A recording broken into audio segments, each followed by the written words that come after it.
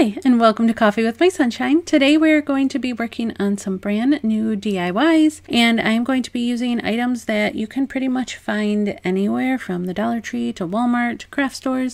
To get started, we are going to use some rope. It was between $4 and $5, but you get so much. You could also get some at the Dollar Tree. And you're also going to need some sort of permanent glue. I was going to use Gorilla Glue, but it's kind of all dried up. So I'm going to be using the super glue from the Dollar Tree. And all you want to do to start is glue the very end of the rope. We're going to be making a bowl, by the way, if you didn't know by the thumbnail. You're also going to use some hot glue just to hold it in place quickly, because the super glue takes a while to dry. The hot glue dries almost instantly, so it will hold it while we continue working. And I was looking for prettier rope, but I couldn't find it at Walmart, and I didn't feel like driving around to like different craft stores and stuff, so we're just gonna go with it. But like a pretty you know, that like whiter rope that's kind of soft would be gorgeous for this project, which I'll probably end up doing, but I was really excited to make the bowl, so we're just going to go with what I found. And I'm just alternating between the super glue and the hot glue, because like I said, I want it to be permanent, but I also want the instant hold from the hot glue, so that's why I'm alternating. And all you're going to do is just every little bit, just add a little bit of glue and roll the rope around until you're satisfied with the base size, because you know, the bigger the base, the bigger the bowl. So I was going to stop here. You could also make coasters out of this. I think that would be really pretty, especially in like a coastal decor room or something. And I'm just speeding it up a little bit just so you don't get bored. And I forgot to mention, if you're new here, thanks so much for stopping in. Let me know in the comments below if you're planning on sticking around. What kinds of DIYs you guys like to see. What is your decor style? You know, anything that would help me out in making new videos that you would enjoy watching. And also, if you're a returning subscriber, you know I love when you pop in and say hi into the comments, so pop in.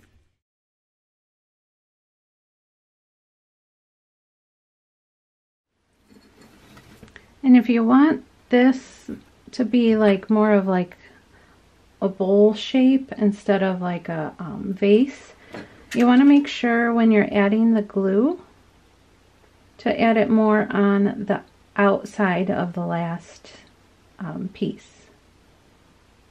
You know, that way it's kind of gluing on an angle instead of going like straight up. And also you want to make sure you don't have too much hot glue that you're putting on, or else you're going to see like big globs in there or on the outside. And of course you can stop at however big you want your bowl. Make sure you're kind of going with the twist of the rope, because you don't want to fight it too much, or else it'll try and, you know, spin on you, and then it'll look kind of wonky like that piece. And you'll probably want some of those like little rubber tips, because the hot glue does end up getting on your fingers. So to finish it off, you're just going to cut the rope at an angle. That way, if in the future you want to continue adding on to the bowl, you can just kind of blend the two pieces of rope together and you won't really notice it. And this is it all finished. Let me know what you guys think.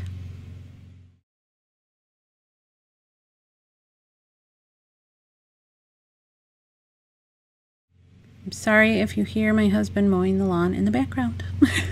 So for this next one, I love these vintage type jars and canisters, so I thought I could make one when I saw this little jar at the Dollar Tree, and it's got a really nice seal on it. And I just mixed up some, I think it was like a peach paint and white paint, because I wanted it to have that like creamy look to it, not so like really, really bright white. And I just gave it a couple good coats. I started going this direction and then realized that's not the direction I want to go in. So when I went back, I just painted the other direction.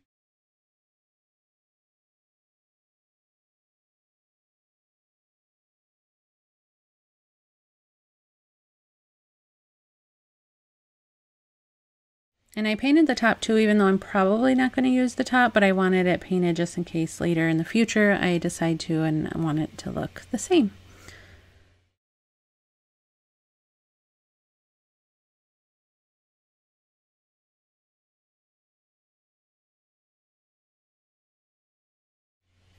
So for the stripes, I was going to tape, but obviously you can't put tape around the curved edges and have it be straight. So I'm just going to try and freehand it. And the more I looked at the picture, the more you could see that those lines weren't straight in the original.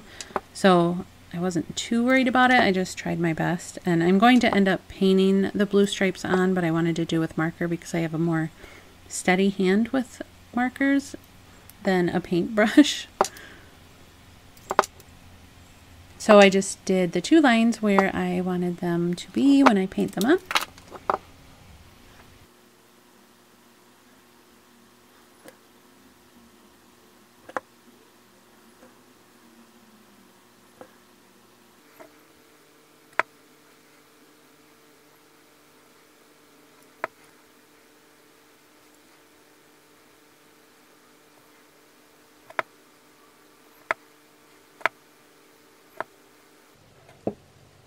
And here this one is all finished.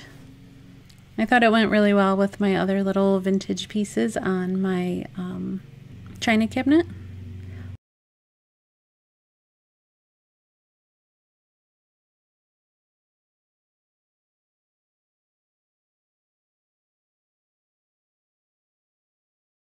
So for this next one, I am going to be using this air dry clay in white. I use that on a beaded or a clay garland. If you want to check that out, I'll link it. So what I'm doing with this is I have this. It's like those cloche things you can get them at Michael's, or you can always find these at Goodwill or thrift stores, whatever. But they don't always have a base, which is kind of what I wanted. So I'm going to attempt to make one with the clay. You could use this or the terracotta color, or and you could even probably use concrete and just, I don't know, mold something that way. But I'm going to be using this plate, and it's the perfect, like the inside part of it is the perfect size, because I don't want it anything too much larger than the bottom of this. So I just want it to like maybe stick out to there maybe. So I'm just going to use this as the base for my clay for now. So I really like this color because it's not like pure white. It's got a little bit like of a tan or beige to it.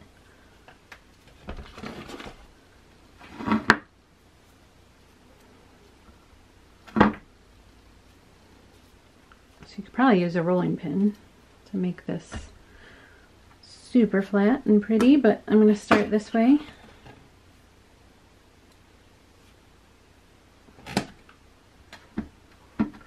And I want it kind of thick too. I don't want anything that's too fragile.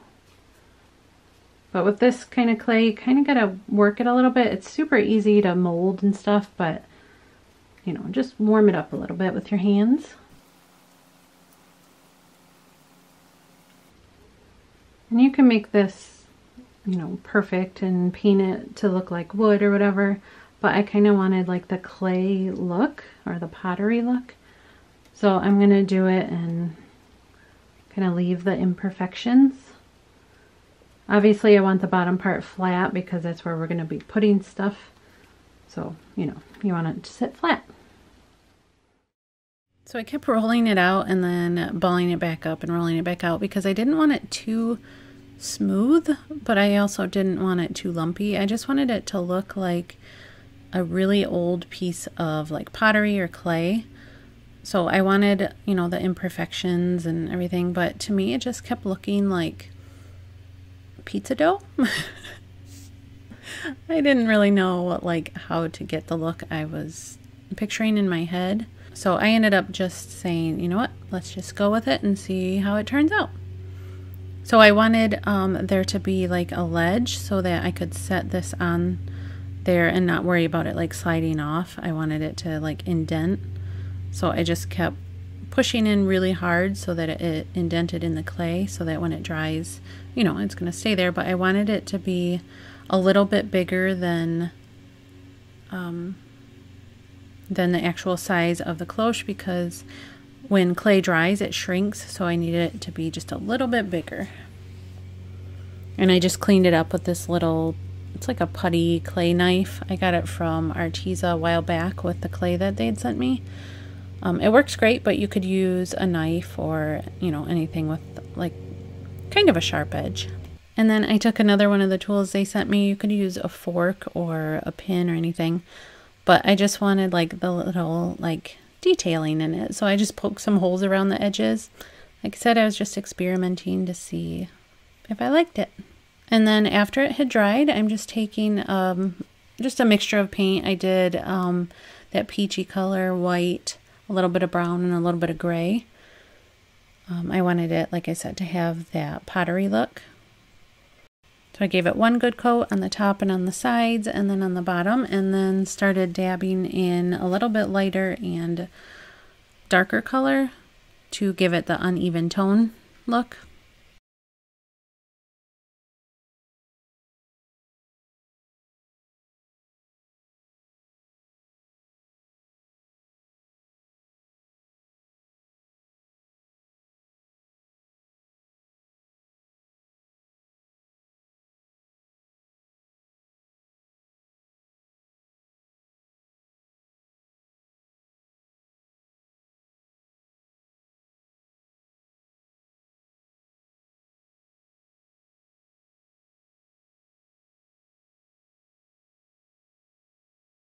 And this is it all finished. Sorry about the table in the background. It's very yellow. I'm going to be redoing it. That's going to be a video coming up actually. But I thought it was really cute, styled with my false craft dishes. So for this next one, you're just going to need some flat black spray paint. And I picked this little picture hanger up from the Dollar Tree.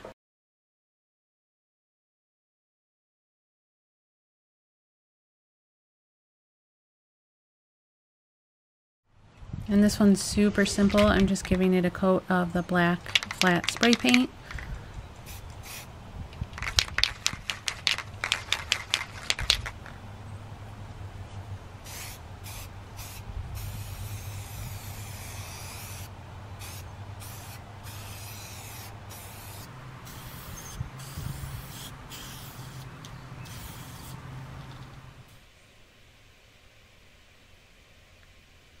And then I just hung some vintage recipes and recipe books on it in my kitchen. And I just put this little ribbon on there to hold it. I took off the hangers that were originally on there. So let me know what you guys think about this one. For this next one, I am taking these doilies that I believe I got from the Dollar Tree kind of a long time ago, and we're going to coffee stain them. So I just took a cup of boiling hot water and then put it through a strainer of coffee grounds into a bowl. And another super simple one, you just dunk the doily or paper that you're using or like fabric, just dunk it into the coffee, and it only takes just a couple seconds for it to look stained and like vintage. That's what we're going for, by the way. Like a vintage doily look. And this is super fun to play in. You could probably leave it in longer and it would be a lot darker.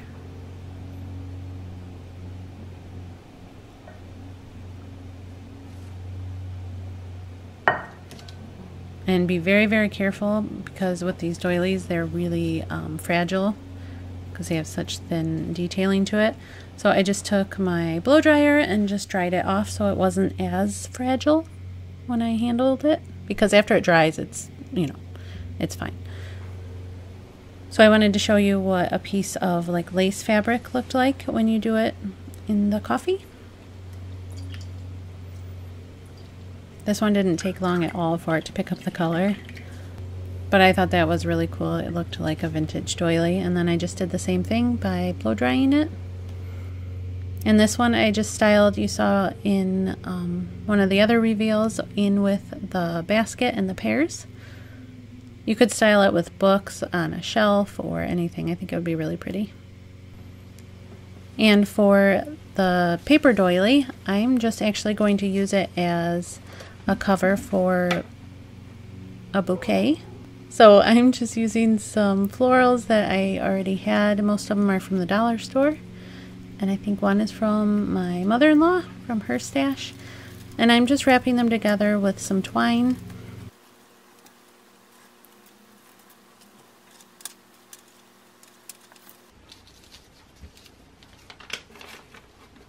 And then I'm going to wrap the paper doily around the flowers. And that's about it. Super simple, but really pretty and vintage looking. So let me know what you guys think, and if you're liking the vintage cottage style, or what types of decor and DIYs you'd like to see next.